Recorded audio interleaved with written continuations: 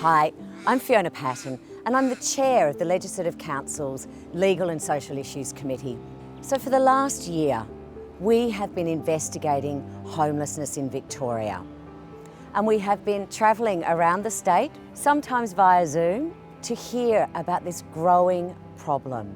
We received over 450 submissions. We held 18 public hearings. And during this time, certainly we got to better understand the wicked issue that homelessness is in our society. But also, we got to hear about some of the innovative ideas and projects that people are undertaking, like Father Simon Robinson from Mooroopna. Most of the people I've met who are living rough have been either victims of some sort of domestic violence or domestic disturbance.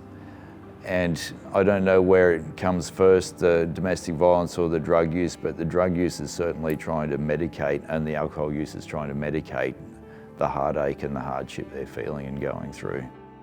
Officially, there's about 300 people out in the bush along that river flat there, but the unofficial number, which I'd say is the true number, is about 1,300 people.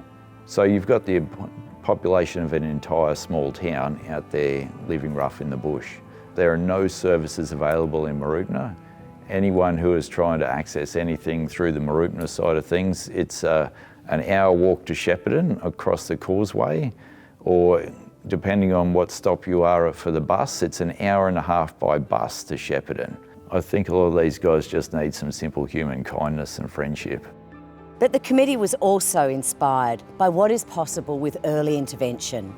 One early intervention service, Kids Undercover, works to address homelessness before it occurs.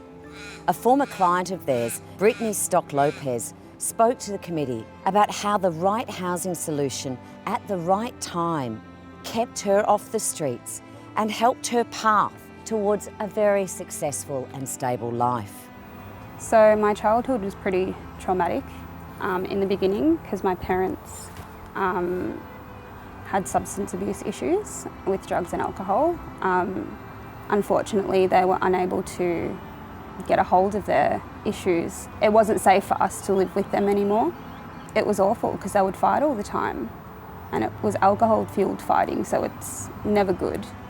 And that's not really what young kids should see. So it wasn't a good experience living with my parents when I was younger. The department stepped in and saw that the situation that me and my brother were in wasn't safe, and made the decision for us to then live with my auntie and my grandma. It was sort of like a double-edged sword. Me, my brother and my nan were in one room together. If you can imagine a girl who is just before puberty having to not only share a bathroom but a bedroom with her younger brother is not ideal. So yeah, there was a lot of fighting and tension because it was like we were in a sardine can. There just wasn't enough space. Way too many people sleeping in the same room. You don't have any privacy.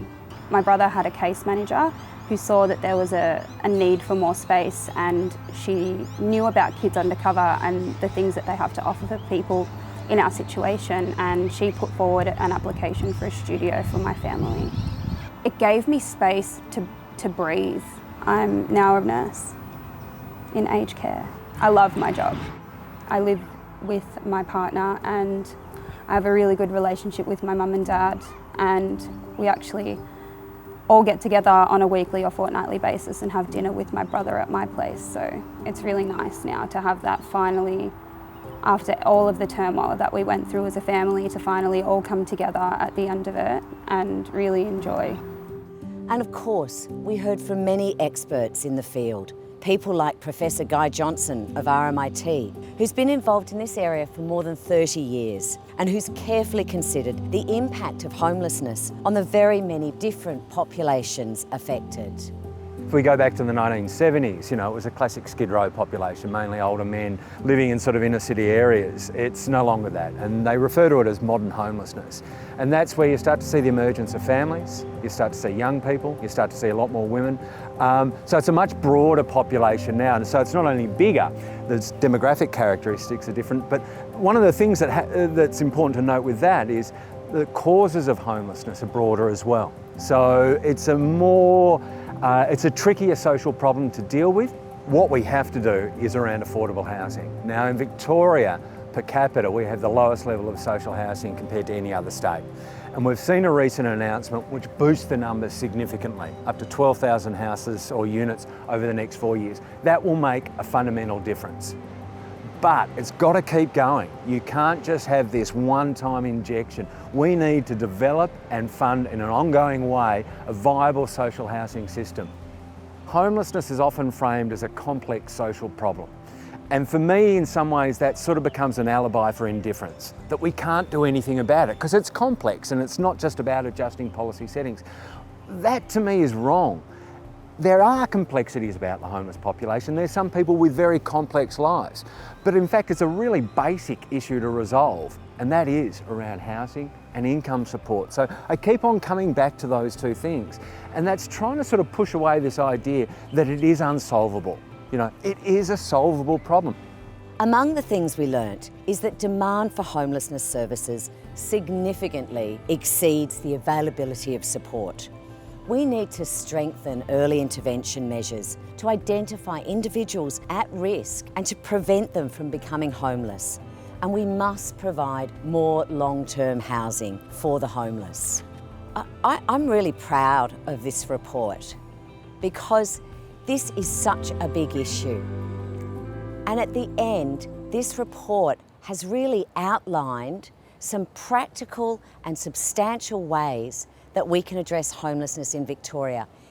It is not an impossible target to end homelessness in Victoria. We can do it.